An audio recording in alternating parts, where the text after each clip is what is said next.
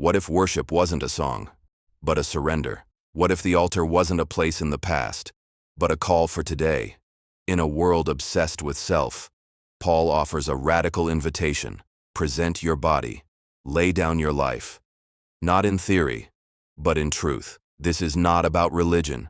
It's about becoming the offering. The fire still falls where the sacrifice is real. The breaking point. Before God uses you mightily, He often wounds you deeply, but the wound is not meant to destroy. It's meant to reshape, to remake the vessel so it can carry His glory. We often speak of calling with excitement, the passion, the mission, the sense of destiny, but rarely do we talk about the prerequisite. What must happen to us before God entrusts us with anything eternal? We like the idea of being chosen, but we forget what it costs to be usable. And this is where the quiet truth surfaces. God rarely uses a person greatly until He has broken them deeply. It's an uncomfortable truth, one we instinctively resist. We live in a culture obsessed with strength, platforms, confidence, gifts, leadership. But in God's economy, the broken vessel is the one He fills. The shattered jar is the one He lights with holy fire. The wilderness wanderer is the one He invites to speak with thunder on the mountain. God doesn't need your charisma. He needs your surrender. He doesn't desire your cleverness. He desires your dependence. When Paul pleaded for the thorn to be removed, the answer came not in healing, but in humiliation. My grace is sufficient for you, for my power is made perfect in weakness. That phrase, perfect in weakness, is the anthem of the broken. Not discarded, not sidelined, perfected. The things that disqualify us in the eyes of the world are often the very things that prepare us in the eyes of heaven. Think about Joseph. Before the throne came the pit. Before the promotion came betrayal, slavery, false accusation, and prison. It was not the coat of many colors that qualified him for leadership. It was the chains of affliction that taught him humility, mercy, and trust in a God who seemed silent. Or consider Moses. Raised in Pharaoh's palace, a man of power and influence, until one rash act sent him into exile. For 40 years he wandered the wilderness, forgotten by men, remembered by God. He had to unlearn Egyptian greatness before he could become heaven's deliverer. It was only when Moses had nothing left to offer, when his stammering tongue and faded pride stood trembling before a bush on fire, that God said, "Now you're ready." God doesn't break us because He enjoys our pain. He breaks us because only broken things can be reshaped. The potter crushes the misshapen clay not to discard it, but to spin it anew. He wants to build something unshakable, and for that, every crack must be exposed, every false foundation torn down, every hidden idol shattered. Some of the greatest men and women in Scripture met God in the furnace of affliction. David, anointed but hunted. Elijah, powerful but suicidal. Jeremiah, weeping through rejection. Even Jesus, the sinless one, was made perfect through suffering. Hebrews 2:10. If the Son Himself was not exempt from pain, how can His followers expect ease? The modern church often rushes past this. We want quick anointing, instant impact, painless transformation. We want the fire to fall on the altar, but we forget the altar was built for death. The living sacrifice must choose daily to climb up and lay itself down, and that death, to self, to ego, to agenda, isn't poetic. It's painful, but it's holy. When you feel like everything's falling apart, it may not be the enemy's attack. It may be the potter's hand. When the stage is stripped, the crowd's gone, and the silence deafening, don't despair. Heaven does its deepest work in hidden places, in caves, in deserts, in midnight wrestling matches that leave you limping into your destiny. This isn't a message of doom. It's one of preparation. It's one of hope. Because if you are being broken, you are being prepared. If the wilderness surrounds you, then the promised land is closer than you know. If you're weeping on the threshing floor, it means God is separating wheat from chaff, not to harm you, but to reveal what can be used. You are not disqualified by your breaking. You are being refined by it. The process of breaking. Before the crown comes the crushing, before the rising comes the refining, and before the glory comes the grave. We tend to idolize the outcome. Testimonies, breakthroughs, callings fulfilled. But rarely do we study the road that led there. The long, slow, agonizing road of breaking. The reality is that most people only see the surface of someone else's story. They see the moment God uses them, not the nights they wept alone. They hear the voice of wisdom, but not the years of silence that shaped it. They witness the harvest, never the plow that tore the soil apart. But God always works in layers. He digs deep because he plans to build high. He doesn't just prune, he uproots. And when he's preparing someone for something eternal, he doesn't ask for their schedule. He simply invites them to trust. And then he begins the work. We resist the breaking because we don't understand its purpose. To us, it feels like loss, chaos, disorientation. But to heaven, it's calibration. We're being adjusted to kingdom frequency. We're being shaken, not to be destroyed, but to be aligned. The shaking removes what can be shaken, so only what's eternal remains. Look at Peter, the bold disciple who swore he would die for Christ, only to deny him 3 times before sunrise. In that moment of failure, Peter's pride was shattered, his bravado broken, his image of himself demolished. But it was in that breaking that something deeper happened. Jesus did not rebuke him in wrath. He restored him in love. And that restoration was only possible because Peter had finally come to the end of himself. The same Peter who once cut off a soldier's ear in panic later preached at Pentecost with fearless clarity. Why? Because he had tasted grace. He had been broken by his own weakness and remade by divine mercy. His authority wasn't born of perfection, it was born of surrender. The greatest power in the kingdom doesn't come from strength. It comes from yieldedness. The person who has nothing left to prove becomes the most dangerous to darkness. Because that person no longer protects their image. They no longer care about titles or applause. They've died to the need to be seen. And now they live only to reflect Christ. Brokenness produces clarity. It strips away illusions. It forces us to confront our motives, our idols, our fears. It drags hidden dependencies into the light, those things we thought we'd given up, but still held close. It asks us, do you really trust me, even here, even now? And that's the point of the wilderness, not to punish, but to reveal. The wilderness is where God tests what we say we believe. It's where he gives us the chance to worship without reward, obey without outcome, and follow without explanation. It's where the shallow faith of comfort gives way to the deep trust of covenant. If you're walking through a season of loss, confusion, or silence, it may not be the enemy. It might be the refining fire of the Father. And the refining fire never comes to destroy, it comes to purify. The dross rises to the surface only so it can be skimmed away. What remains is the reflection of Christ. You may feel like your life is being dismantled, but perhaps what's really happening is this: God is answering your prayer. You asked him to use you.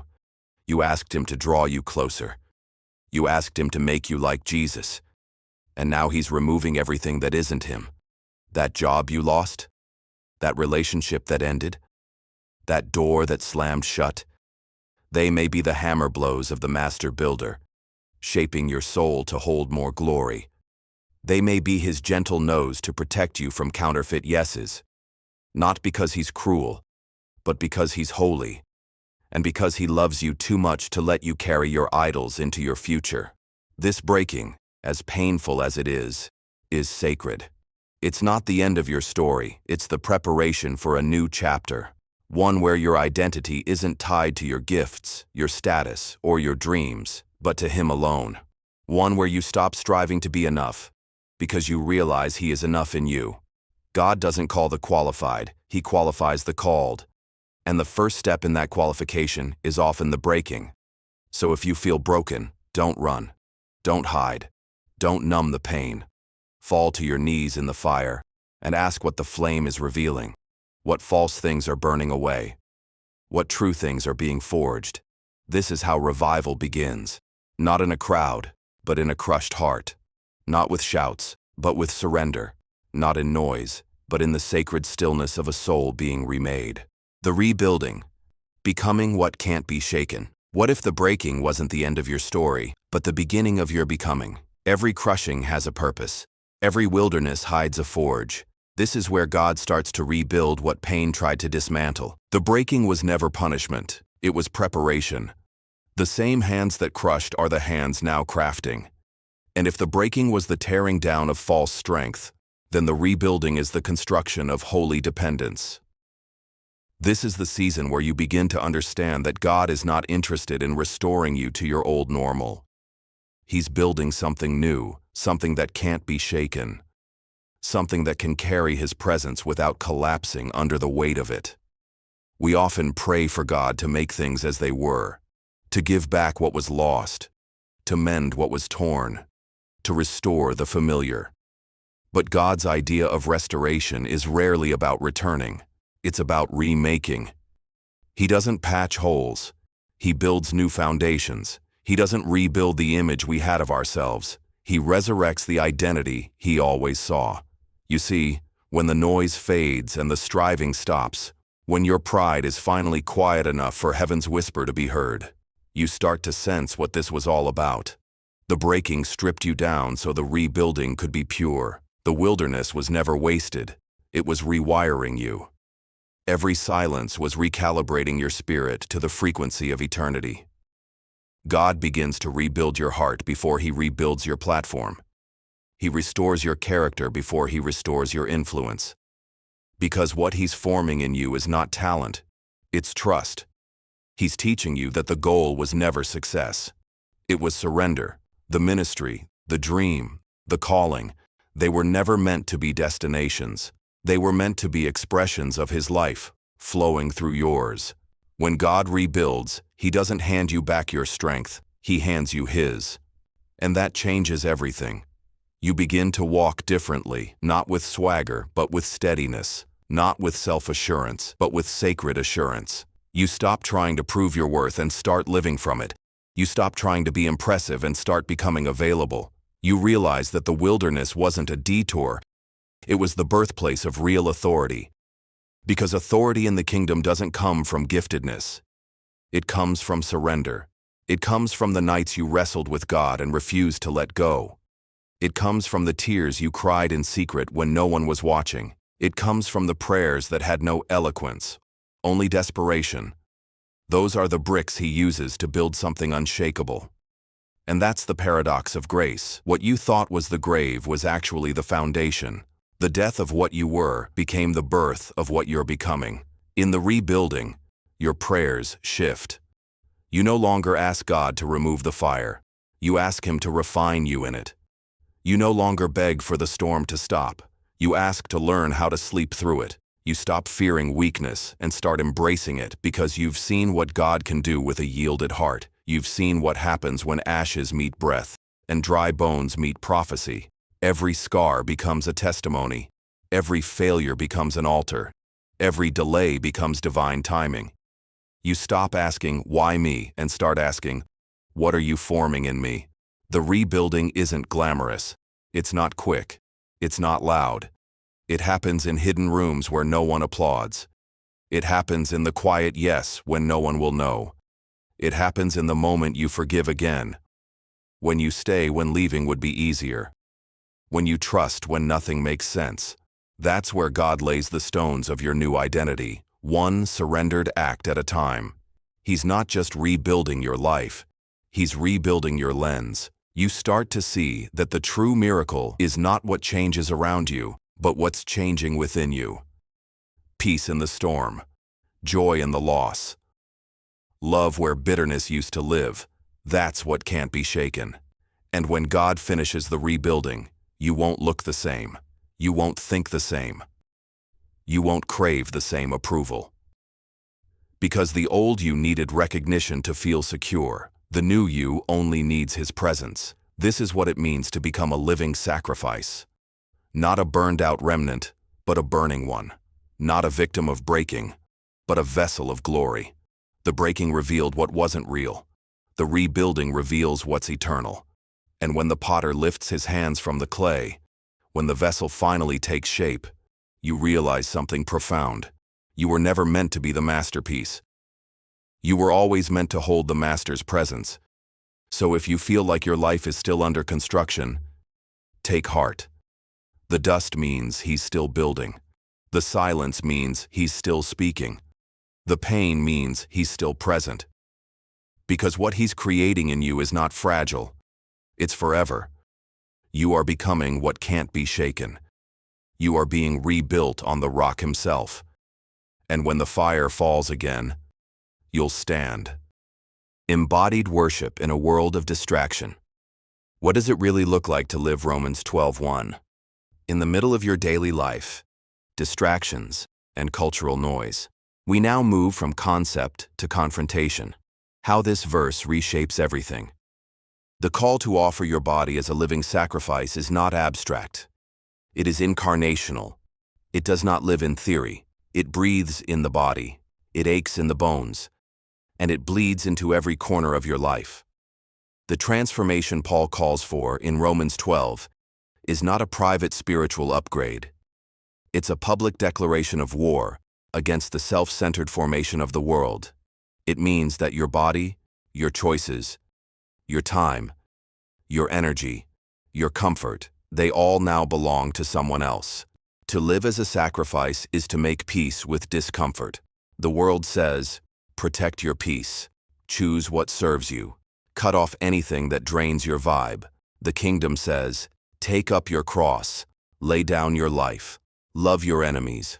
Surrender your rights. This is not poetic language. It's spiritual resistance. And it's the kind of worship that moves heaven. Paul doesn't say, present your beliefs or present your intentions. He says, present your bodies. That's the scandal. That's the shock. Worship is not just what you think about God. It's what you do with your body when no one's watching. It's how you respond when you're tired. It's what you say when you're angry. It's the integrity you choose when you could get away with less. Worship becomes visible not just in church services, but in phone calls returned, meals cooked, gossip resisted, addiction surrendered, and calendars rearranged, because the altar of God has no room for part-time sacrifices. The language of sacrifice in Romans 12:1 echoes the Old Testament imagery of temple offerings. But instead of placing a spotless animal on the altar, Paul says, place yourself, fully, willingly, continuously, not once and done, but daily and deliberate. This means waking up and saying, God, take my voice today. Let it bless, not curse. Take my hands today. Let them serve, not grasp. Take my feet. Lead them away from temptation. Take my mind. Purify my thoughts. Take my time. Interrupt my plans. Take my energy. Pour it out for something eternal. That is worship.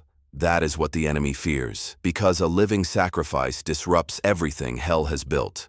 The world wants you tame, self-focused, and chronically distracted. Scrolling, stressing, performing, comparing. The enemy doesn't care if you attend church, as long as you remain lukewarm. He doesn't tremble at the sight of Christian routine. But he panics when a believer steps fully into surrender. Because that kind of life becomes a threat. And make no mistake, it will cost you. It will cost you approval. It will cost you convenience. It will cost you moments where obedience looks like failure to everyone else. You'll say no to shortcuts. You'll feel misunderstood. You'll lose people who liked the version of you that was quieter, easier, more agreeable. But what you lose in comfort, you gain in clarity. You begin to see your life not as a private possession, but a sacred vessel. Not a performance, but an offering. You become the temple. You become the fire. You become the fragrance of Christ. This is how the early church turned empires upside down, not with political power or loud slogans, but with quiet lives of shocking sacrifice. Slaves gave up revenge. Masters released their pride. Widows gave their last coin. Persecuted believers refused to deny the name of Jesus, even with the sword to their throat. Why? Because they saw themselves as offerings, living, breathing sacrifices on the altar of love. Today, the altars are different. They're digital, they're internal, they're invisible. But the call is the same. Every moment asks the question, who owns me? Every habit is a confession, whom do I trust? Every choice is an act of worship, toward God or toward self. To be a living sacrifice is to stop living for survival and start living for surrender. It is to say, I am not my own. I was bought with a price. And this body, this breath, this day, they all belong to the one who gave everything for me. This is not legalism. This is love in its highest form. And when you live that way, burning, not coasting, surrendering, not strategizing, worshiping with your whole life, not just your lips, the world notices, and so does heaven.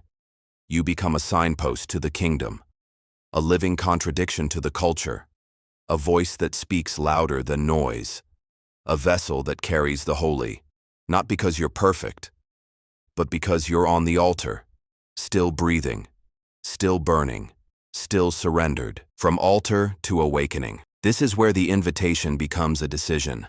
Not tomorrow, not once life calms down. Right now, because the altar is waiting, and so is the fire. The living sacrifice is not a metaphor to admire. It's a reality to enter. It demands a response, and not just once in a moment of inspiration, but continually, painfully, beautifully, day after day. The altar of Romans 12:1 is not a stage for performance, nor a platform for influence. It is a place of death that leads to life, a death to self-worship, a death to self-preservation, a death to the lie that you are the center of your story. You are not the point, but you are the offering. And there is no resurrection without that kind of surrender. This is the part of the Christian journey many avoid. We love the God who saves us, but resist the God who consumes us. We want transformation without the process, fire without refinement, calling without cost. But Paul will not let us escape the scandal of the altar. He brings us face to face with the terrifying beauty of full surrender. And here's the truth that few will tell you. This surrender is not safe. It will cost you the illusion of control. It will unravel every false identity you've built. It will strip you of spiritual pride. It will call you to love those who've hurt you. It will lead you into deserts, into delay, into places where only His presence will sustain you. It will expose your deepest idols, not to shame you but to free you. Because the altar is not about punishment, it's about purification. It is here, in the heat of surrender, that your true identity begins to rise. Not the version of you built for applause, not the one trained for religious performance, but the version that bears the image of the Lamb who was slain, meek, fierce, unshakable, free. This is what Romans 12:1 unlocks. Not just behavior change, but identity change. Not just surface-level obedience, but soul-level transformation. Not a more impressive version of yourself, but a crucified, resurrected you. A living sacrifice is not consumed in a single moment. It is a slow-burning, continuous offering. It is Monday morning when no one is watching. It is Thursday night when temptation knocks. It is the 1,000 little choices that nobody applauds, but heaven records. And it's those very choices that shape you. So if you've been numb, come back to the altar. If you've been busy, come back to the altar. If your faith has grown cold, come back to the altar. If your heart feels torn between kingdoms, come back to the altar. It's not too late to offer yourself again. Not your perfection, not your polished image, just your body, your breath, your today. Because the fire of God still falls on sacrifice, not on talent, not on comfort, not on big dreams or grand strategies, but on surrender.